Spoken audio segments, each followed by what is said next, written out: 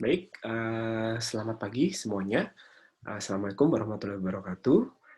Hari ini kita akan lanjutkan materi mekanika fluida dan partikel ya. Jadi ini masih terkait dasar-dasar mekanika fluida.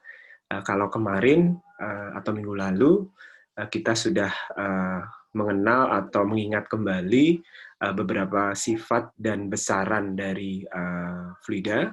Yang perlu saya tekankan kembali adalah yang sudah dijelaskan minggu lalu itu adalah terkait konsep-konsep sifat besaran fluida ya. Jadi selain fluida ini memiliki sifat-sifat tertentu, Anda juga perlu memperhatikan bahwa besaran-besaran dari si fluida tadi dia punya satuan. Satuannya cukup spesifik, jadi tolong Anda juga mengingat kembali satuan-satuan dari besaran tersebut, termasuk konversi-konversi satuannya. Baik, sekarang kita masuk ke bagian pertama dari mekanika fluida, yaitu adalah fluida statik. Nah, sebetulnya namanya statik itu kan artinya diam ya. Jadi di sini fluida itu dikatakan statik atau diam. Ini karena memang pada fluida tersebut itu tidak ada shear force. Anda ingat lagi terkait shear force, yaitu adalah gaya yang punya kemampuan untuk menggeser si fluida. Jadi dia memberikan gaya yang arahnya searah ya, atau begini ya. Jadi kalau fluidanya ada di sini, ini adalah fluidanya, maka arah gaya shear force itu adalah searah. Atau kalau dalam istilah bahasa Inggris adalah tangential direction, atau arahnya adalah arah tangensial. Jadi searah begini. Kemudian apa yang terjadi kalau fluida itu mendapatkan shear force, maka dia akan mengalir atau disebut juga mengalami deformasi yang kontinu. Nah, kalau tidak ada shear force, maka fluidanya tidak akan mengalir atau dikatakan diam. Nah, kalau fluida itu berada dalam kondisi diam, fluida kita ingat kembali ada cairan, ada gas.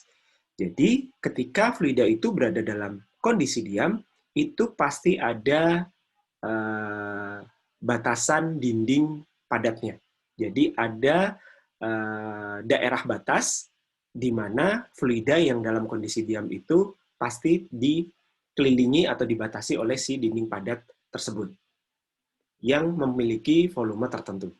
Ya, jadi fluida berada dalam kondisi statik itu pada kondisi pada suatu volume, kemudian volume tadi dinyatakan atau dibatasi oleh dinding padat. Nah, pada kondisi statik ini besaran yang paling berpengaruh pada fluida itu adalah tekanan. Anda masih ingat tekanan ya?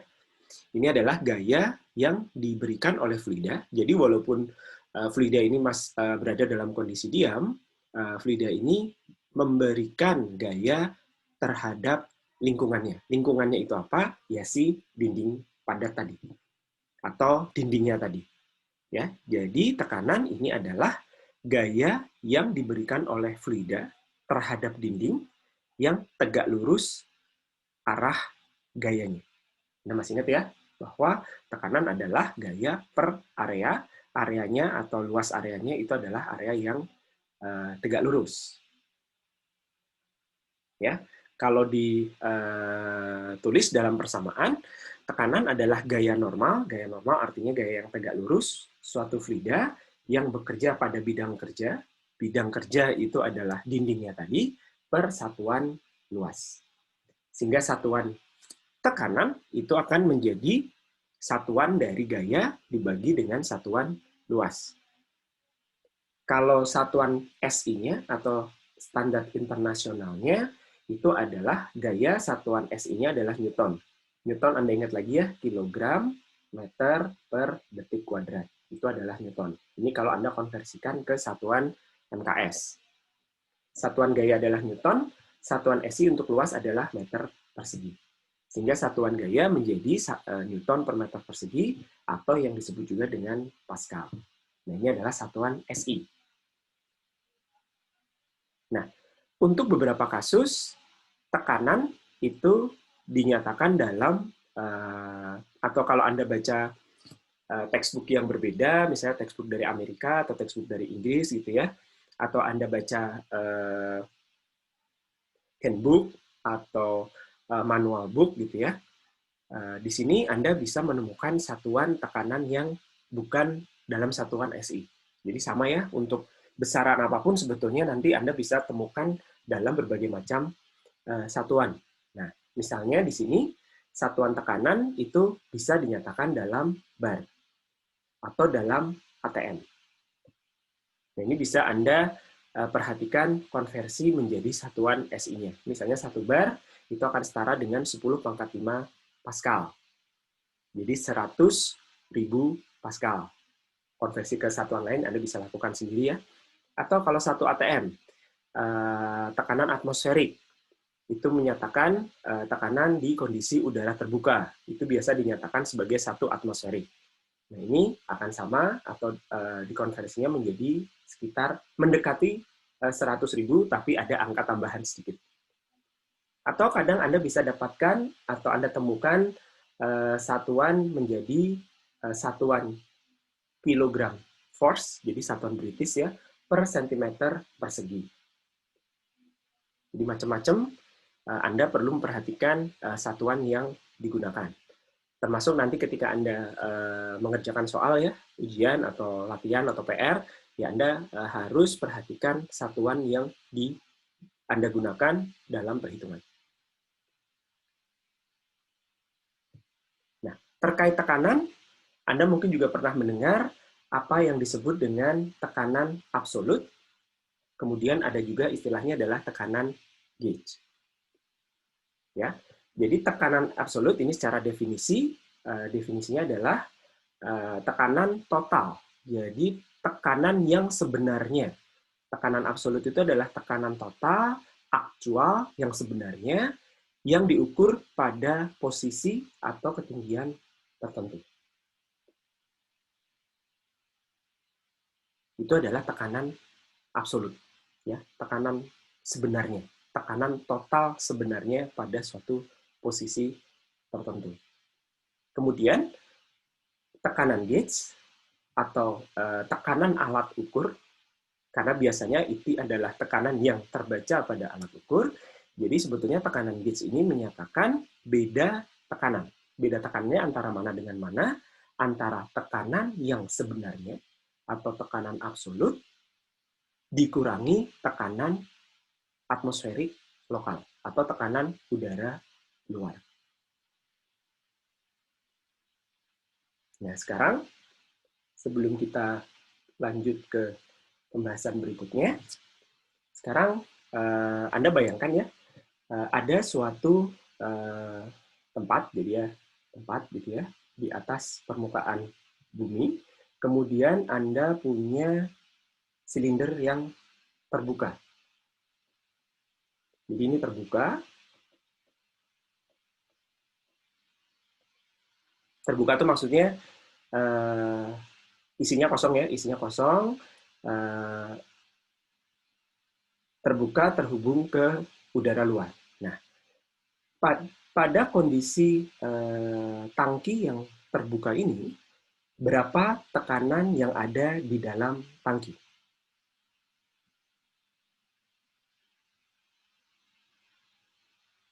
Jika dibandingkan tekanan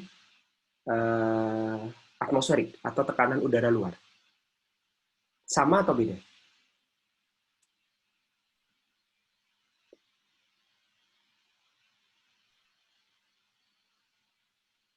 Sama, Pak. Sama, Pak. Ya? Sama, betul. Ya, ketika tangki itu berada dalam kondisi yang terbuka, kemudian isinya juga udara, maka karena udara di dalam tangki itu terhubung dengan udara yang ada di luar tangki, yang mana adalah udara terbuka, maka tekanan di dalam tangki itu akan sama dengan tekanan atmosferik. Jadi kira-kira tekanan di dalam tangki yang terbuka itu ada di sini. Besaran nilai tekanan atmosferiknya berapa? Tidak selalu 1 atm. Ya, atau tidak selalu 1 bar. Ini akan bergantung pada ketinggian dari daerah di mana tangki tadi berada. Ya, kalau tidak ada informasi lebih lanjut, Anda bisa asumsikan nilai tekanan atmosferik lokalnya itu adalah 1 atm. Tapi tidak selalu. Ya, jadi ketika tangki tadi terbuka, maka tekanannya akan sama dengan tekanan atmosferik lokal. Kemudian, Anda tutup tangkinya. Anda tutup tangkinya, kemudian Anda alirkan gas yang bertekanan. Ya, dalam kondisi tangki tertutup, Anda alirkan gas yang bertekanan sehingga tekanannya akan naik. Oke. Karena tekanan di dalam tangki tadi naik, maka lama-kelamaan jika dia terus dinaikkan tekanannya, misalnya menggunakan alat kompresor namanya, nah, maka tekanan di dalam tangki akan naik. Misalnya sampai titik ini. Oke. Berapa tekanan di dalam tangki yang sudah ditutup dan dikompresi tadi, nilainya adalah di sini. Ini ya, ini adalah nilai tekanan tangki tadi. Tekanan absolut dari si tangki yang sudah tertutup dan dikompresi itu adalah sepanjang ini.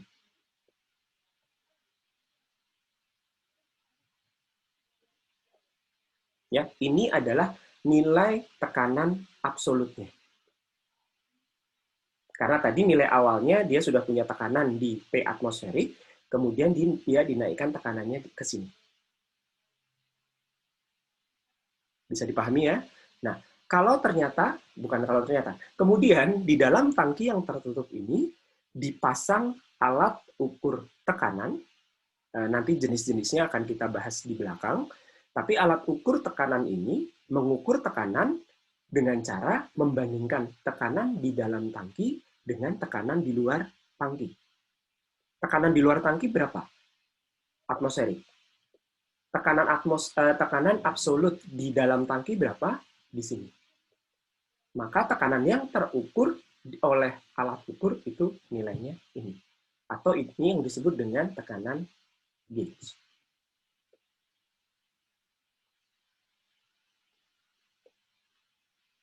Oke. Nah, setelah dikompresi, dipasangin alat ukur, tangkinya dibuka lagi. Begitu dibuka lagi, maka kondisi di dalam tangki ini akan kembali lagi ada di tekanan atmosferik. Terus tangkinya ditutup lagi, sekarang bukan dikompresi, tapi disedot pakai pompa vakum. Jadi pompa vakum itu adalah pompa yang digunakan untuk menurunkan tekanan di dalam suatu sistem. Di sini sistemnya adalah tangki. Nah, ketika dia disedot oleh pompa vakum, maka tekanannya akan turun. Katakanlah tekanannya turun ya, awalnya atmosferik, kemudian dia turun sampai titik ini.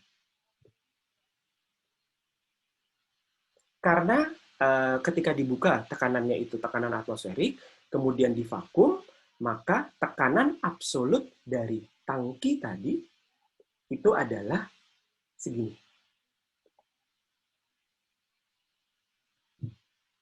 Ini adalah tekanan absolut dari tangki yang sudah ditutup, kemudian divakum.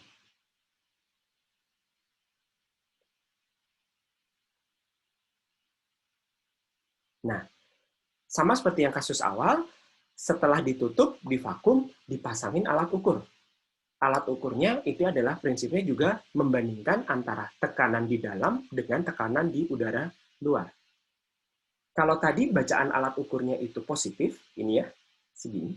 Nah, sekarang bacaan alat ukurnya menjadi negatif. Ini juga merupakan tekanan gauge. Tekanan yang dibaca alat ukur. Hanya bedanya, kalau yang tadi bacaannya positif, di sini bacaannya negatif. Kenapa negatif? Untuk menunjukkan bahwa tekanan di dalam tangki lebih rendah daripada tekanan udara luar.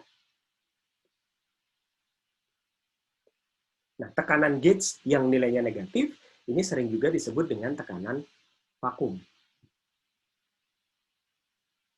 Apakah ini mengindikasikan bahwa tekanan di dalam tangki itu di bawah 0? Tidak. Jadi tekanan 0 itu adalah di sini. Ini yang disebut dengan, di sini ya, ini adalah disebut dengan absolut vakum. Jadi kondisi di mana tekanan absolut itu betul-betul 0, ya, bukan relatif terhadap udara luar, ini adalah tekanan absolut vakum. Di dalam tangki masih ada tekanannya. Hanya jika dibandingkan dengan tekanan udara luar, tekanan tangki tadi lebih rendah. Itu adalah yang disebut dengan tekanan vakum. Ini sama, ini tekanan gauge, tapi lebih rendah daripada tekanan udara luar. Oke, dari sini ada yang mau ditanyakan dulu?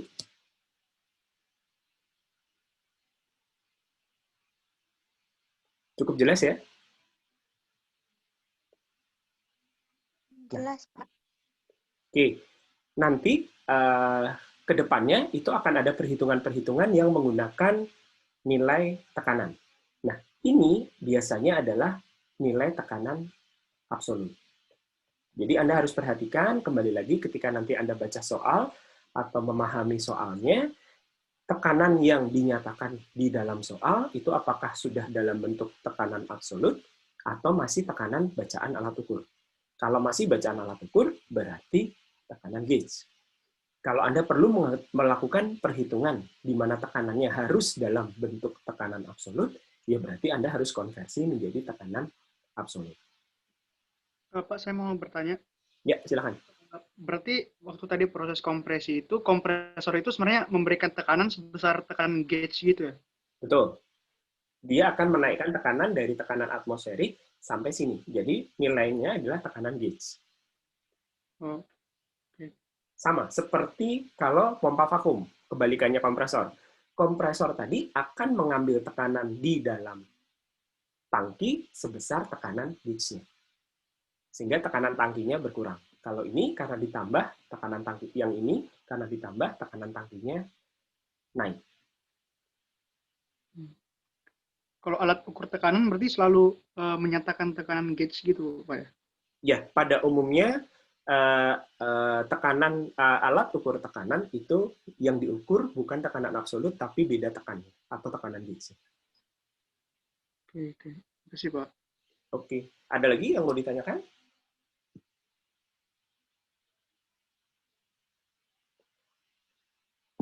Belum, Pak. Oke, saya lanjutkan ya. Nah, ini mungkin mengingat kembali ya, tadi sudah sedikit disinggung, jadi yang namanya tekanan 1 atm itu adalah yang memang benar-benar di permukaan bumi yang sejajar dengan permukaan laut. Itu adalah 1 atm. 1 atm. Nah, semakin ke atas, ini karena atmosfer bumi itu molekulnya semakin jarang-jarang gitu ya, sehingga makin ke atas tekanan dari udara luar itu akan menjadi semakin berkurang. Ya, jadi Anda perlu cek apakah tekanan atmosferik itu diukur pada kondisi sejajar dengan permukaan laut. Kalau memang sejajar, ya ini adalah sebesar itu yang disebut dengan tekanan 1 atmosferik. Atau kalau dalam Pascal, sekitar 101.325 Pascal. Nah, ini ada sedikit contoh soal. Dalam bahasa Inggris ya, mestinya seharusnya tidak ada masalah. Di sini diketahui bahwa ada yang namanya vacuum gauge. Jadi ini mengukur tekanan vakum. Membaca tekanan di dalam suatu ruangan, di dalam chamber, itu 5,8 PSI. Nah, ruangan ini berada pada lokasi di mana diketahui nilai tekanan atmosfernya itu 14,5 PSI. Nah, karena diketahui ini adalah tekanan vakum, berarti tekanan si chamber lebih tinggi atau lebih rendah daripada tekanan udara luar? Lebih rendah, ya. Jadi karena ini adalah tekanan vakum, maka tekanan di chamber itu adalah lebih rendah. Seberapa lebih rendah? Sebesar 5,8 psi. Jadi tekanan absolut di dalam chamber berarti tinggal tekanan udara luar dikurangi tekanan gauge atau sekitar 8,7 psi. Ya, jadi untuk menghitung atau untuk menentukan tekanan absolut dari suatu sistem, dari suatu sistem tadi bisa berupa chamber atau tangki tadi ya, ini Anda perlu tahu berapa nilai dari tekanan atmosferik lokal. Ini ada salah satu contoh lagi, nanti silakan dipelajari sendiri ya. Nah, terkait fluida statik, kita balik lagi ke fluida statik. Tadi artinya adalah fluida yang berada dalam kondisi diam. Kalau fluida itu dalam kondisi diam, pasti ada wadahnya. Atau kita sebut dinding-dinding pembatasnya. Dari bahan solid gitu ya. Nah, di sini ada yang namanya konsep tekanan hidrostatika. Yang menunjukkan bahwa tekanan dari atau tekanan yang diberikan oleh fluida itu akan bergantung atau berbanding lurus dengan kedalaman atau ketinggian dari fluida. Ya, berbanding lurus dengan ketinggian atau kedalaman. Nah, penjelasannya seperti apa? Misalnya Anda punya wadah seperti ini. Anda punya wadah, Anda isi dengan air. Ya, jadi yang biru ini adalah air. Nah, kemudian si air ini dalam kondisi diam. Dalam kondisi diam, dia tidak bergerak. Sebetulnya ketika suatu sistem, atau di sini adalah si fluidanya, ketika suatu fluida itu berada dalam kondisi diam, Anda bisa katakan gaya-gaya yang bekerja atau gaya-gaya yang bekerja pada fluida tadi itu akan sama dengan 0. Ya. Karena si fluidanya diam.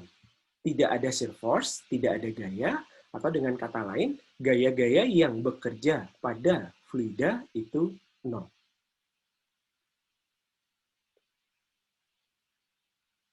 Nah, sekarang kalau ini ada suatu wadah diisi air, kemudian airnya diam, sebetulnya nanti di permukaan fluida itu akan ada gaya yang bekerja.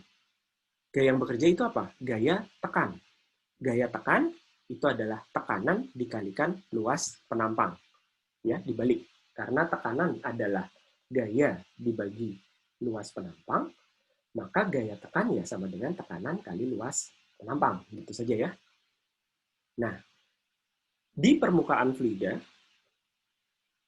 molekul gas atau molekul udara itu akan memberikan gaya tekan terhadap air. Demikian juga nanti di sini molekul-molekul airnya itu akan memberikan gaya tekan terhadap molekul di bawahnya, dan seterusnya. Nanti yang molekul ini akan memberikan tekanan ke bawahnya, dan seterusnya. Molekul tadi juga akan memberikan gaya tekan ke atas, ke molekul yang di atasnya. Di sini, jadi ada gaya yang ke bawah, ada gaya yang ke atas. Ada gaya yang ke kanan, ada gaya yang ke kiri. Ini jumlahnya harus sama dengan 0, kalau fluidanya berada dalam kondisi diam. Sampai di sini ada yang mau ditanyakan dulu?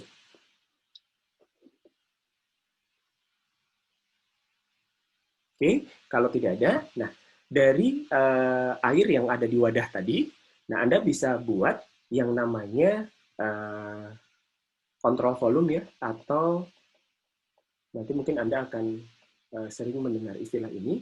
Kontrol volume itu adalah namanya volume ya, volume itu ada panjang, lebar, tinggi.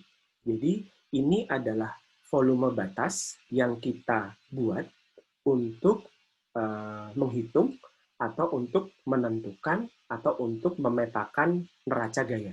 Di sini ya, di sini konteksnya adalah kita akan membuat kontrol volume untuk menghitung neraca gaya.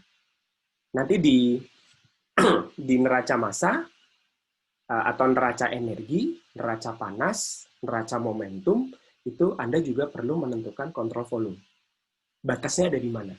Karena namanya volume, ya batasnya berarti 3 dimensi. Ada panjang, lebar, tinggi. Untuk melihat yang masuk ke dalam batas itu apa, yang keluar dari batas itu apa.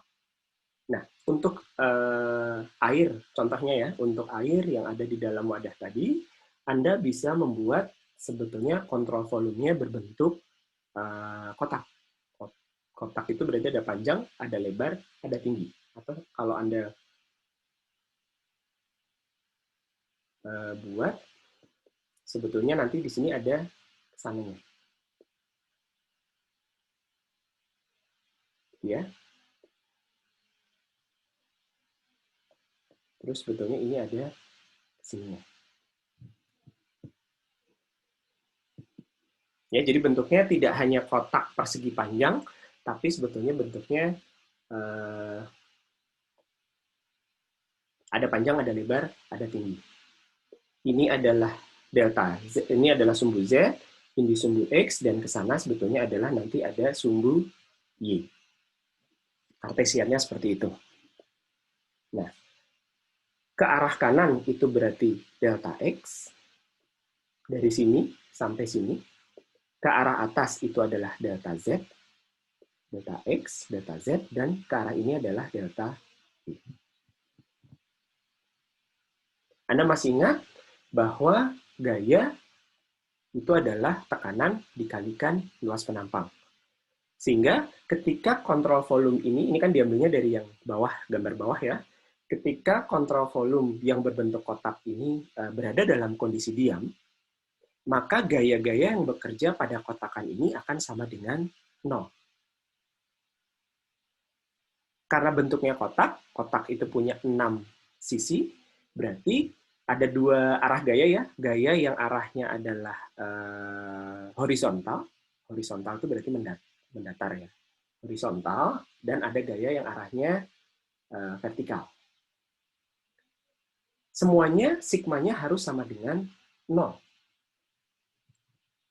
Nah, sekarang kita lihat dulu yang horizontal. Berarti gaya yang bekerja pada kontrol volume ini arahnya berarti kan searah dengan sisi-sisi kotaknya. Sisi-sisi samping kotaknya. Nah, ini sigmanya adalah 0, kemudian gayanya adalah gaya tekan. F-nya adalah P kali A. P dikalikan luas penampang. Berarti kalau yang di sini itu adalah delta X kali delta Z, kalau yang di sini adalah delta Y kali delta Z, dan seterusnya. Nah, gaya yang horizontal itu totalnya 0. Bagaimana dengan gaya yang vertikal? Gaya yang vertikal juga totalnya 0. Gaya vertikal apa saja? Ada gaya tekan ke bawah yang menekan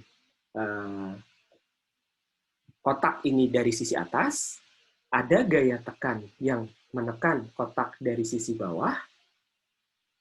Tapi ingat, kalau yang horizontal, tadi hanya ada 4 ya, semuanya gaya tekan di masing-masing sisi. Tapi kalau untuk gaya yang ke arah vertikal, selain gaya tekan ke bawah dan gaya tekan ke atas, ada satu lagi gaya yang namanya gaya berat. Arahnya ke bawah. Fn. Di mana gaya berat itu adalah massa dikalikan percepatan gravitasi. Ya, jadi hati-hati, yang arahnya vertikal itu tidak hanya gaya tekan. Nah, jumlah dari gaya-gaya yang atau sigma dari gaya-gaya yang arahnya vertikal ini juga 0. Nah, di sini kita sudah tidak melihat gaya-gaya yang horizontal ya, karena kan jumlahnya 4, arahnya saling berlawanan, tidak ada gaya yang lain lagi, Sehingga yang itu totalnya sudah sama dengan 0. Nah, sekarang Anda tinggal lihat di arah di arah vertikal, berarti gaya ke atas ini adalah katakanlah ini ada yang perlu diganti ya notasinya.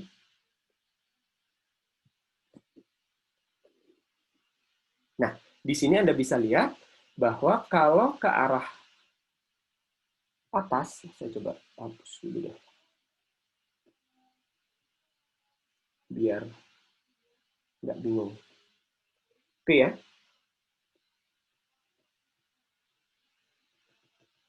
Ini adalah P2, itu adalah gaya yang arahnya ke bawah.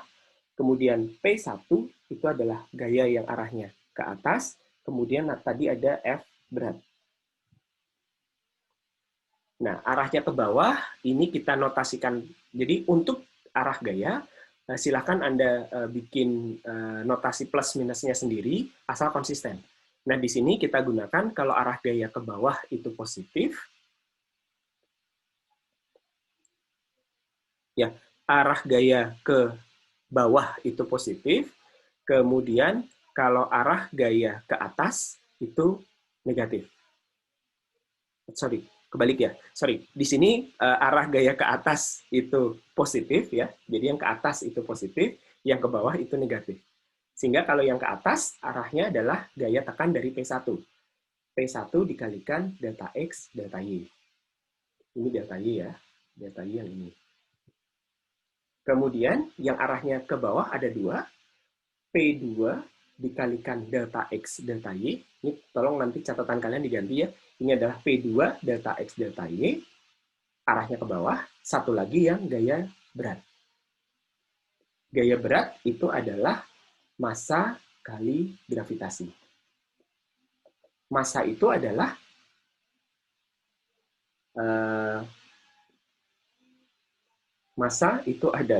densitas dikalikan volume dikalikan gravitasi.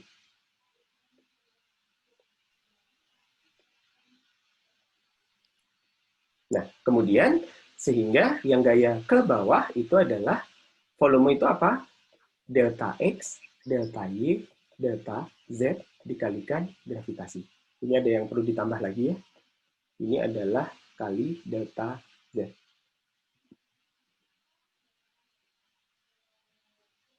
Ya, ini adalah tekanan yang arahnya ke atas, dari bawah ke atas. Ini adalah tekanan yang dari atas ke bawah. Ini adalah gaya berat. Kemudian, kalau semuanya Anda bagi dengan delta X, delta Y, maka selisih tekanan P2 minus P1 itu akan sama dengan minus densitas kali gravitasi kali delta Z.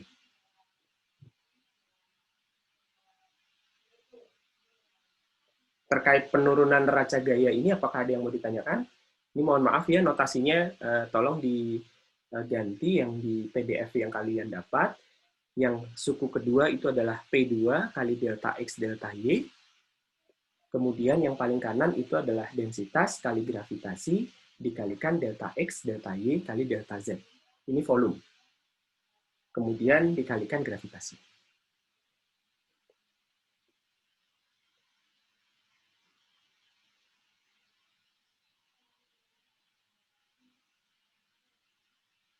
Oke, dari neraca gaya ini Anda bisa lihat bahwa selisih tekanan dari bagian atas dan bawah fluida itu akan dipengaruhi oleh densitas fluida, percepatan gravitasi, dan ketebalan fluida. Delta Z kan yang ini ya, ini delta Z.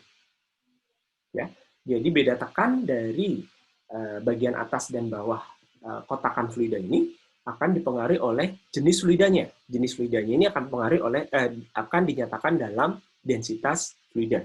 Akan dipengaruhi oleh percepatan gravitasinya dan akan dipengaruhi oleh ketebalan lapisan fluida. Atau kalau kita balik lagi ke konsep yang air di dalam tangki tadi atau air di dalam wadah tadi, tekanan dari si fluida atau si air itu akan bergantung pada ketinggian si fluida atau kedalaman fluida. Karena sebetulnya kedalaman itu juga menunjukkan ketebalan dari lapisan fluidanya. Artinya apa?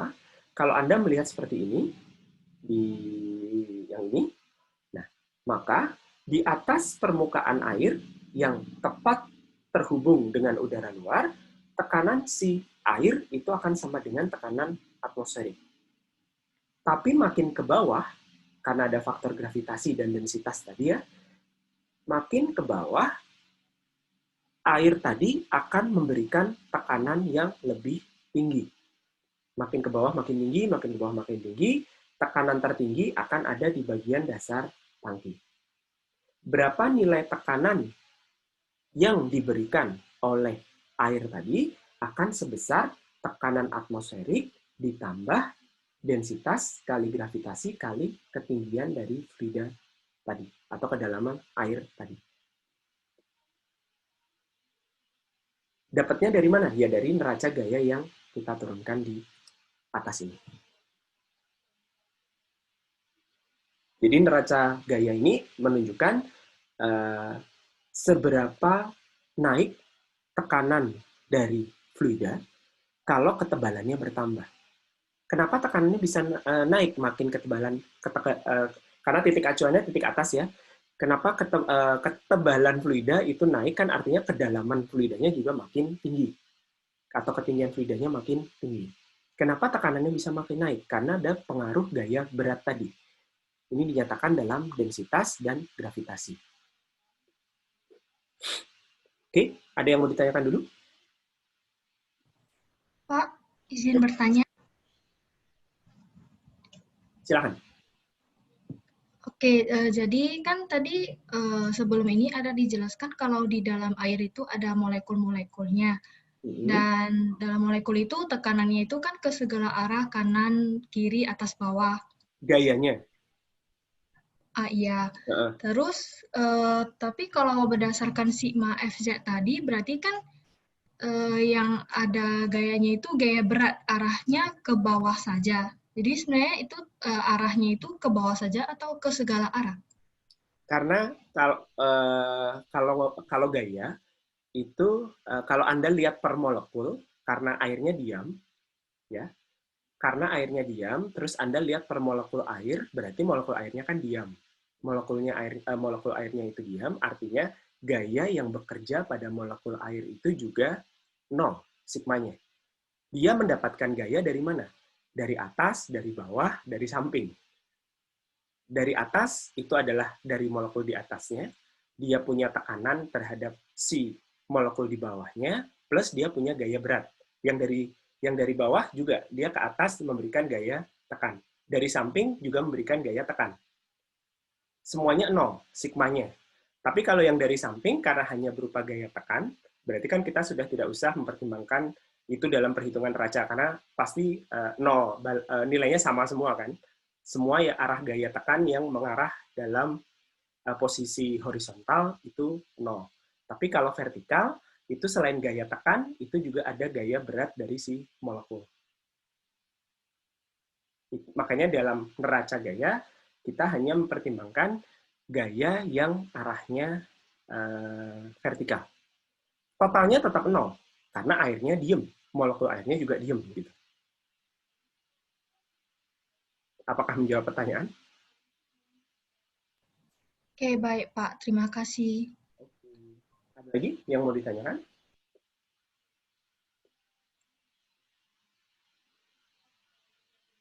Oke, mungkin sebelum kita lanjutkan, konsep bagaimana kita bisa membuat tadi ya kontrol volume, bidang batas 3 dimensinya itu di mana, terus mengenali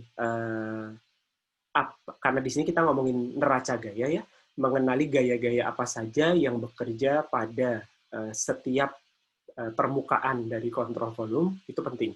Ini penggunaannya tidak hanya di mekanika fluida saja, tapi tadi ya kayak di kuliah perpindahan panas, nanti ini Anda juga bisa mempelajari perpindahan panas ini menggunakan neraca panas. Untuk bisa ngitung neraca panas, Anda perlu bisa menentukan, oh bidang batas kontrol volumenya ini. Ya. Untuk saat ini, di hidrostatika, kita cukup melihat neraca gaya, kemudian gaya-gaya yang bekerja pada fluida statis, ini adalah hanya gaya tekan plus gaya berat dari si fluida. Oke, saya lanjutkan ya. Nah, kalau kita melihat seperti ini, karena tekanan di suatu posisi di dalam air atau fluida itu hanya dipengaruhi oleh ketinggian, artinya apa? Kalau Anda menarik garis lurus di sini, ya, ini terlihat bahwa tekanan pada garis merah ini adalah tekanan atmosferik ditambah rho dikalikan G dikalikan H, hanya adalah ketinggian ini.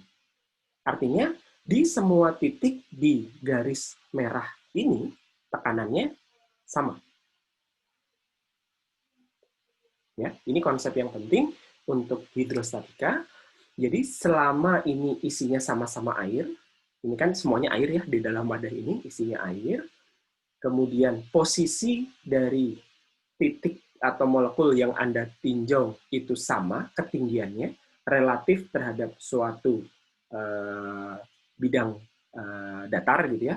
Ini misalnya relatif terhadap permukaan atau relatif terhadap dasar tangki, itu kan ketinggiannya sama. Semua titik di garis merah ini kan ketinggiannya sama. Ini tekanannya akan sama. Karena sama-sama air. Nah, ini yang penting di hidrostatika. Sehingga Anda bisa lihat, kalau seperti ini adalah daerah ya, katakanlah ini kolam gitu ya, kolam tapi dasarnya tidak rata. Nah, ini diisi air, kemudian di satu bagian di dasarnya itu ada raksa. Jadi beda sendiri di kaki yang ketiga ini. Nah, kalau Anda melihat titik A, titik B, titik C, D, E, dan F, dan G, itu relatif terhadap permukaan, ketinggiannya sama. Hanya sama. Ketinggian atau kedalaman ya, hanya sama. A, B, C, D, E, F, dan G. Ya. A, B, C, D, E, F, G. Itu memiliki H yang sama. Betul ya, relatif terhadap permukaan. Kemudian ini isinya dari A ke B ke C, D, E, F, G, ini air semua kan? Nah, di sini maka tekanan hidrostatik titik-titik tadi, A, B, C, D, E, F, G, itu sama.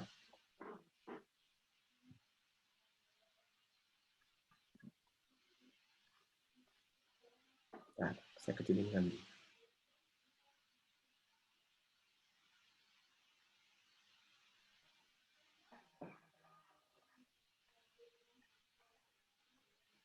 Oke, bagaimana dengan titik H? Sorry, titik I. Itu di sini.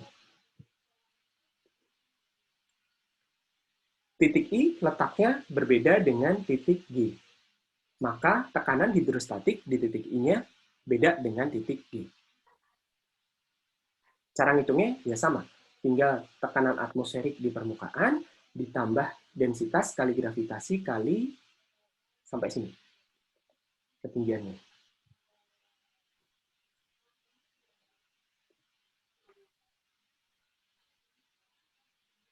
Oke, bisa dipahami? Bagaimana dengan titik H terhadap titik I? Ini ketinggiannya sama. Terhadap permukaan atau terhadap dasar kolam, ketinggian titik H dan I itu sama. Tapi karena H dan I itu fluidanya sudah beda, di sini ada fluida merkuri ya, sementara di sini masih sama-sama air, maka tekanan H tidak sama dengan tekanan I. Berapa tekanan H?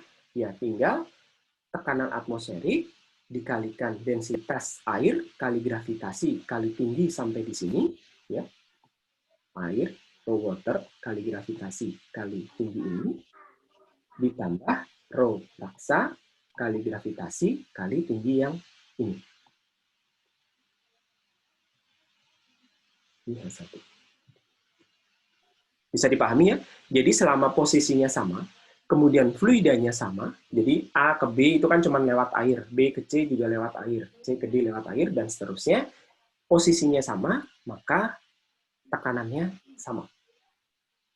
Tapi D ke H, sudah tingginya beda, posisinya beda, fluidanya beda, itu tekanannya beda.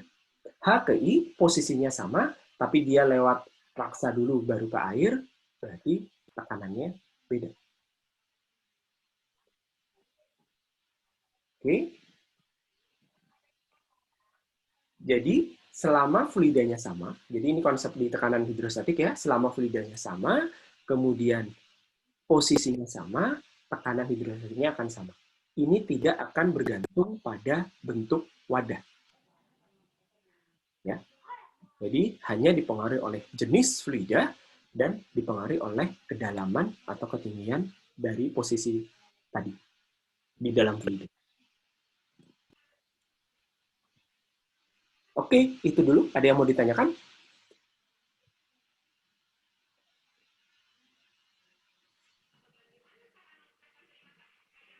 Pak, saya mau bertanya, Pak. Ya, silakan. Kalau misalnya kayak gelasnya itu kita miringin, nanti ketinggian itu ngitungnya gimana ya, Pak? Misalnya begini. Gitu. Iya, Pak. Ya, kalau gelasnya miring ya berarti ingat kembali ya, Anda perlu menentukan yang namanya baseline. Baseline itu bidang datar yang digunakan sebagai acuan. Berarti ya acuannya harus bidang datar. Bisa permukaan, kalau air dimiringin tetap permukaannya lurus kan ya, atau dasar tangki tapi datar. Jadi Anda tidak bisa menggunakan baseline-nya yang miring. Ya. Posisi itu harus relatif terhadap baseline. Nah, tapi berarti di sini ya, kalau Anda melihat dari titik ini, gitu ya, ya semua bagian yang ada di titik ini, tekanan hidrostatiknya sama. Karena terhadap baseline, baik itu yang bawah maupun yang atas, ketinggiannya sama. Oke, Pak. Kasih. Baik, ada lagi?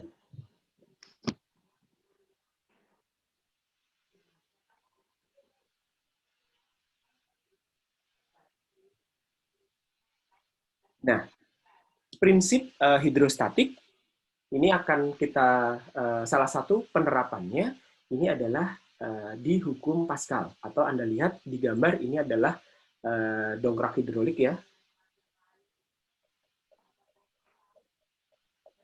Jadi kalau Anda punya wadah bentuknya seperti ini atau ini bagian dari si dongkrak hidrolik ini kalau Anda melihat seperti ini di dalam wadah itu ada fluidanya yang cairan warna kuning itu, maka posisi 1 dan 2 itu kan sama. Betul ya? Posisi 1 dan posisi 2 itu kedalamannya atau ketinggiannya sama. Anda lihat dari bawah misalnya. Maka tingginya kan sama. Karena tingginya sama, maka P1 akan sama dengan P2. Nah, prinsip hidrostatika ini yang digunakan di dalam dongkrak hidrolik. Jadi ketika Anda memberikan, karena P1 itu sama dengan P2, maka ketika Anda memberikan tekanan di sini, di posisi 1, tekanannya akan diteruskan sampai posisi 2, yang nilainya kan sama kan? Nah, di sini kalau luas penampang dari si bagian dari tangki atau dongkrak ini dibedakan, maka sebetulnya Anda bisa mengubah gaya yang diberikan. Oke, di sini Anda memberikan gaya sebesar F1, karena luas penampangnya sebesar A1. Sementara di sini tekanannya diteruskan sama besar, P2 sama dengan P1. Lalu di daerah ini A-nya diperbesar, A2, maka di sini Anda bisa menghasilkan gaya F2 yang lebih besar daripada gaya F1. Berapa nilainya? Ya tinggal dikalikan luas penampang. Tekanannya sama, dikalikan luas penampang di A2.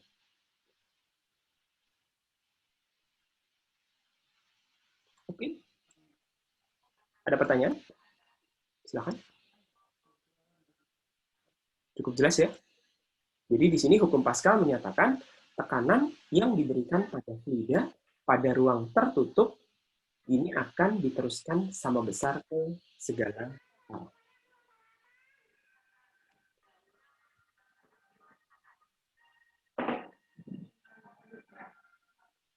Ada pertanyaan nggak?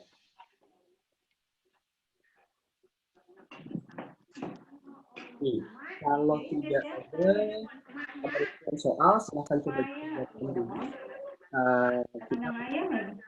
Kita lagi ya di perkuliahan selanjutnya. Baik. Terima kasih.